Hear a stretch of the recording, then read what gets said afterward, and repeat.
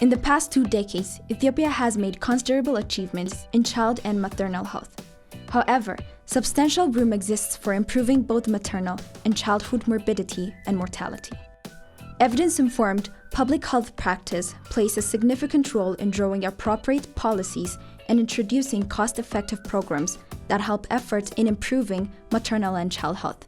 Unfortunately, decision makers and researchers inhabit different worlds. While decision makers want evidence that is relevant and easy to understand, researchers may revere theories and concepts. In most cases, research being conducted may not necessarily be in priority areas of the health sector and can be inadequate and irrelevant as well.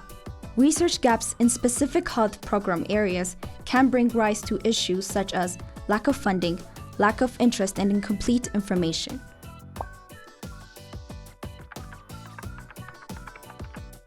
Globally, as well as also here in Ethiopia, there is an evidence for a widening gap or an existing gap between academics and the program people, particularly in health system.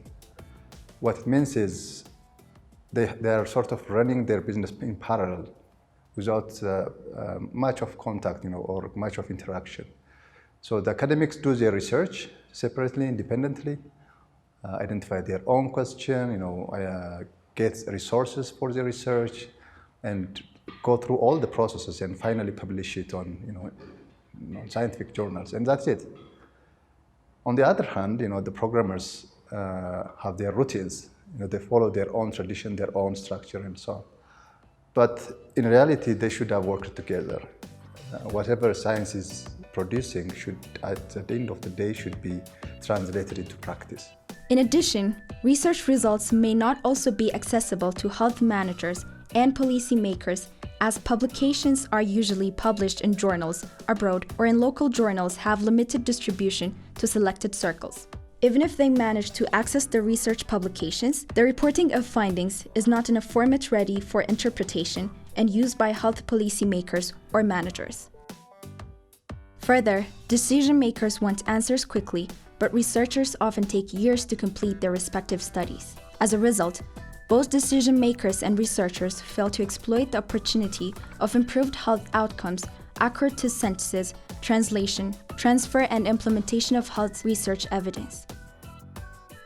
As such, it's crucial to set up a knowledge translation platform through the support of intermediaries or brokers who are positioned at the interface between the worlds of researchers and decision makers.